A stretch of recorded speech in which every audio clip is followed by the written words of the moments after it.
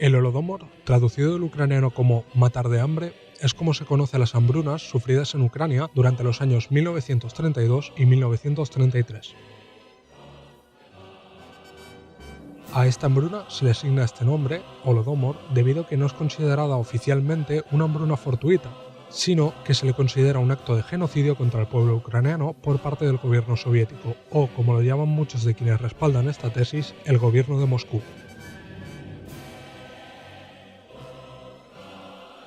Pero, ¿qué hay de cierto en esta afirmación? ¿Realmente fue una hambruna provocada? Hoy venimos a hablar de esto.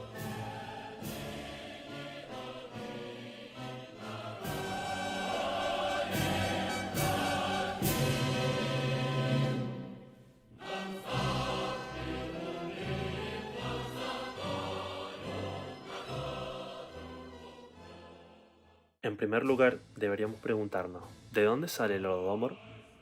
Las primeras acusaciones referentes a un genocidio planeado por parte del gobierno soviético tienen su origen en el Ministerio de Propaganda de Joseph Goebbels.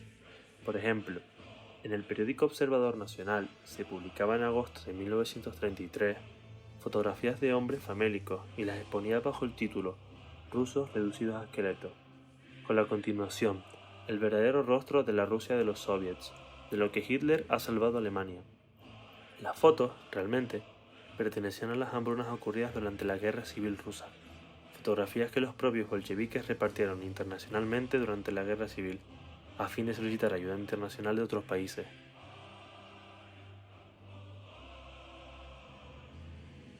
En la creación de este mito propagandístico participa también la Asociación Financiera Industrial y Comercial Rusa, en el que acusan al primer plan quinquenal de fracaso o afirman que en Ucrania se practica el canibalismo por falta de alimentos. También se afirma que las cosechas ucranianas son mandadas a Moscovia, haciendo referencia a Moscú o al extranjero. Resulta contradictoria esta afirmación con la realidad, pues en 1933 el Partido Comunista Ucraniano enviaba una carta a Stalin en la que se puede leer: las continuas lluvias de los últimos 10 días han ralentizado significativamente la madurez del trigo y la recogida de la cosecha.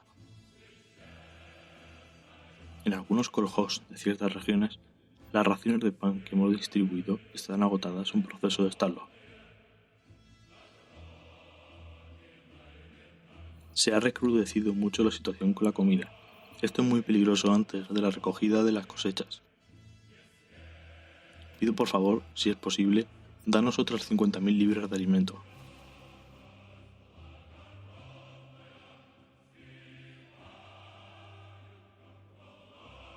Petición a la que Stalin contestaba sobre la misma comunicación con la afirmación «debemos hacerlo». Días después de esto, se rechazaron peticiones similares de otras regiones de la Unión Soviética, debido a haber prestado ya la ayuda a Ucrania. ¿Qué clase de genocidio se realiza enviando 50.000 libras de alimento? ¿Qué clase de hambruna premeditada proporciona alimento de manera prioritaria a quien pretende exterminar?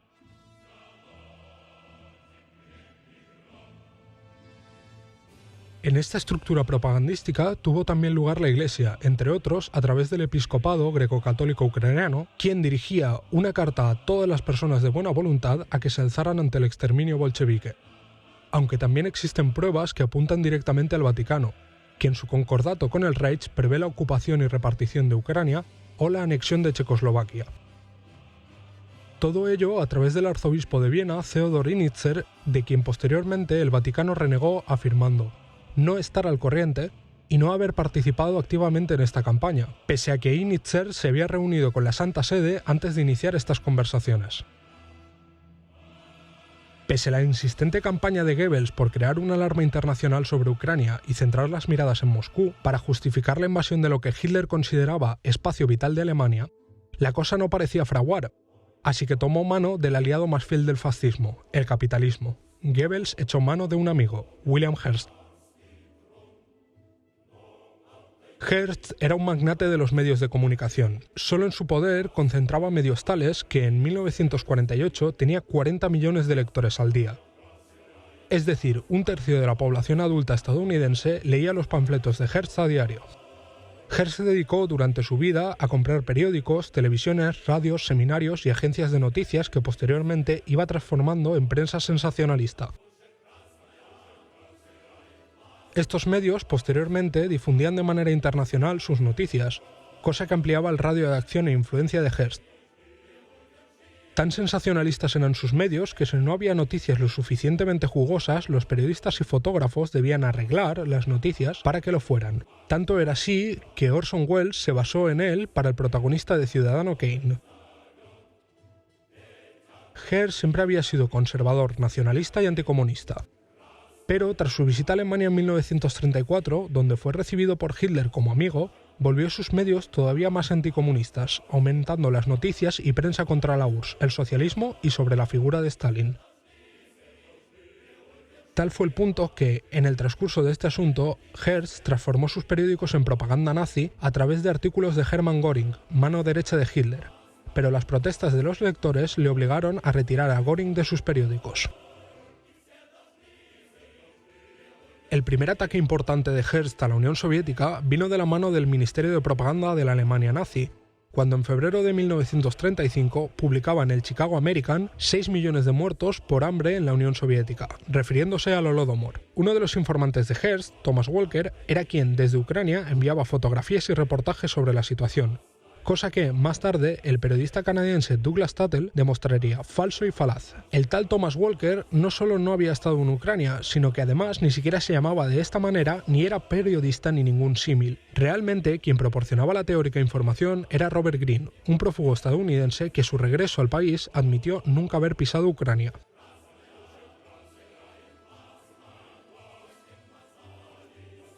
Entonces, ¿de dónde sacaba Robert Greene la información, reportajes y fotografías? Muy sencillo, ¿se lo inventaba o lo falsificaba? Gran parte de las fotografías que se presentaron en los aparatos propagandísticos de Hearst eran parte de las hambrunas provocadas por la Guerra Civil Rusa. Las imágenes y documentos reales, filmados por M. Parrott, nunca fueron publicadas, ya que eran muy contrarias a la imagen que se pretendía crear. Tras la Segunda Guerra Mundial y con la Gestapo y el Ministerio de Propaganda nazi fuera del mapa, la CIA y el MI5 se encargaron de recoger todo el material utilizado por los nazis para difamar y atacar a la Unión Soviética. Prueba de ello es el trabajo de la Comisión sobre la Hambruna en Ucrania, realizado por Estados Unidos durante la administración de Ronald Reagan, de la que el historiador Mark Taucher dice esto. Mark Taucher, profesor norteamericano, ha pasado 3 años trabajando con los archivos de Rusia y Ucrania. Es profesor de la historia soviética en la Universidad de West Virginia en los Estados Unidos. Algunos ven la hambruna de Ucrania como un acto de genocidio tramado por Moscú y destinado a la nación ucraniana. Otros lo debaten. No cabe duda de que el gobierno soviético concedía elementos de ayuda, solo que no asignaba suficiente. Si se hubiera podido enviar suficiente es otra cuestión, pero se daba los tractores y la asistencia a Ucrania y esta produjo una mayor cosecha. Esto no es un signo del gobierno tratando de destruir Ucrania. Es decir, no se destruye un país ayudándoles a tener una mayor cosecha. Es extremadamente problemático. Fue en el punto álgido de la Guerra Fría. El gobierno de los Estados Unidos fue dirigido por uno de los más destacados guerreros fríos, Ronald Reagan. Él fue el que puso la etiqueta a la URSS como el imperio del mal. Todo el mundo lo sabe. El trabajo de la Comisión sobre la Hambruna en Ucrania fue sin duda una expresión de la Guerra Fría. El trabajo de la comisión se llevó a cabo en el marco del proyecto de historia oral de Harvard. El material está almacenado en el Departamento de Europa Central y Oriental en la Biblioteca del Congreso de los Estados Unidos. Algunos investigadores no tienen acceso a los archivos soviéticos de aquella época. Ellos simplemente registraban los recuerdos de los inmigrantes ucranianos que vivían principalmente en los Estados Unidos y Canadá. Entonces, todas las entrevistas se recopilaron en 3 volúmenes y se consideraban documentos oficiales de la historia oral, que está basada en las palabras de la gente. En el transcurso de 3 años, más de 200 personas fueron entrevistadas. Casi 2 de cada 3 testimonios fueron clasificados como de una fuente anónima. He leído de ellos. No he leído todas las páginas, pero he leído mucho de eso. Y es difícil de leer porque a veces no tiene nada que ver con el hambre. Muchas personas simplemente hablan de su vida y mencionan la hambruna de paso. A veces se mezclan o se habla como si fuera un guión. Todo siempre ha sido perfecto, pero entonces de repente el régimen decidió acabar con nosotros. Es muy problemático. Muchas de las noticias, informaciones y documentales de Hearst y sus medios son de los que actualmente beben muchos de los documentales del canal Historia sobre la Unión Soviética, el socialismo, Stalin o el bloque del Este. Es decir, uno de los medios de difusión histórica más importantes del mundo basa sus informaciones en mentiras constatadas de nazis y fascistas. Capitalismo en estado puro. Entonces, ¿qué sucedió en Ucrania en 1932 y 1933? En Ucrania, a causa del primer plan quinquenal, iniciado en 1929, se estaba iniciando el proceso de colectivización de la tierra para transformarlo en granjas comunales o kolhos. Este proceso, que estaba todavía en sus primeros años de evolución, ocasionó que el desarrollo de la agricultura en kolhos fuese algunas veces torpe o abrupto. Sumado a esto, se debe tener en cuenta la actitud de saboteo de los kulaks. ¿Quiénes eran los kulaks? El término kulak se utilizaba para designar a aquellos poseedores de grandes extensiones de tierra quienes contrataban trabajadores para labrarlas. Es decir, eran terratenientes que no trabajaban la tierra. La Unión Soviética, a fin de eliminar a los parásitos kulaks, dar de comer al campesinado y optimizar la tierra y sus frutos, inició con los planes quinquenales la colectivización de los kulaks, entre ellos los de Ucrania. Ante este hecho, los kulaks, que preferían ver los alimentos arder a que se colectivizasen sus terrenos, iniciaron campañas de saboteo como la quema de las cosechas en marcha, la retención o destrucción de las cosechas guardadas, o las matanzas de ganado a fin de que estos animales no dieran de comer a nadie. Si la tierra no se podía trabajar, no tenía sentido colectivizarla. Es decir, los terratenientes preferían que la gente no comiera a que las tierras dejasen de ser de su propiedad. A estos hechos se suma la sequía que ocurrió durante los años 30 en distintas partes del mundo. Sequía que afectó a Estados Unidos en el famoso Dust Bowl, que supuso el éxodo de 3 millones de habitantes que tuvieron que marcharse de sus granjas debido a este fenómeno. Los bancos, que no dudan en sacar rédito de cualquier situación, aprovecharon para comprar aquellas tierras a precios insultantemente bajos, cosa que los agricultores aceptaban para hacer frente a los pagos de sus hipotecas. En Los vagabundos de la cosecha, John Steinbeck, escritor americano, describía cómo en las cunetas de las carreteras era alarmantemente común encontrar extranjeros acampados en chabolas de cartón, en condiciones inhumanas, insalubres y potencialmente mortíferas para los más débiles.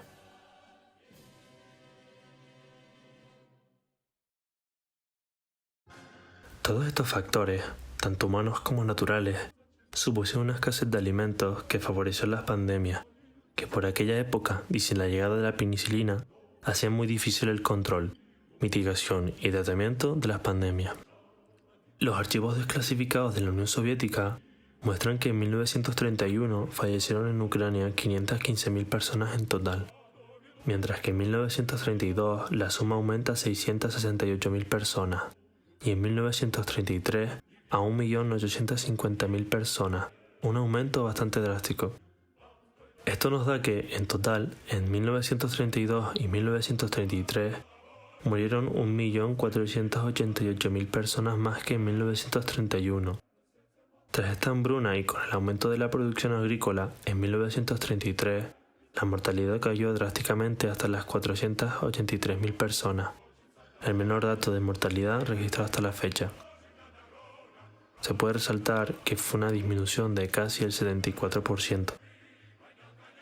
Incluso en estas cifras la mortalidad era, en el peor momento de la hambruna, de un máximo del 5%, mucho inferior al 15 o 20% que proclaman algunos de estos pseudohistoriadores, y que fue inmediatamente disminuida por debajo del 1,5% en 1934.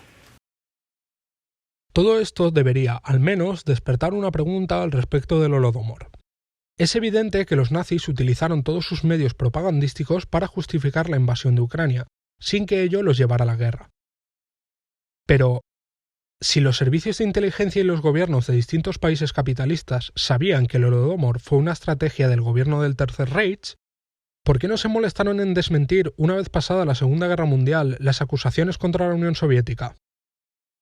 ¿Por qué tras la desclasificación de los archivos de la Unión Soviética no se realizaron publicaciones denunciando las falsificaciones históricas?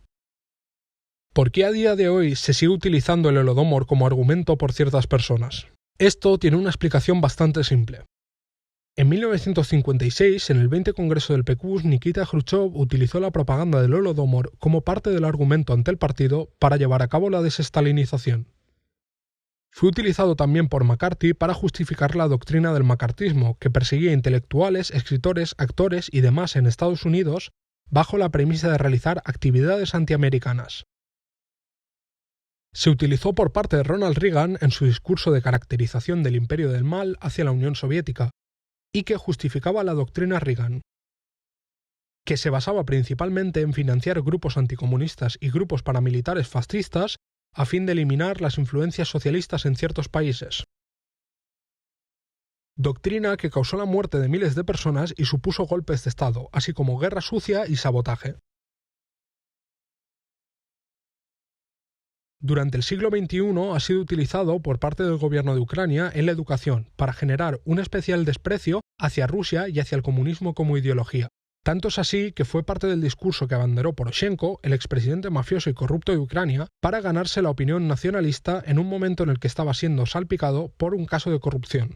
También formó parte de los sustentos principales de la ley que prohíbe en Ucrania los partidos y la simbología comunista, y se utiliza por parte del gobierno actual de Ucrania a fin de blanquear el fascismo que allí impera, y dar validez a los batallones de muerte formados íntegramente por elementos fascistas, los homenajes a líderes nacionalistas y colaboracionistas nazis como Stepan Bandera.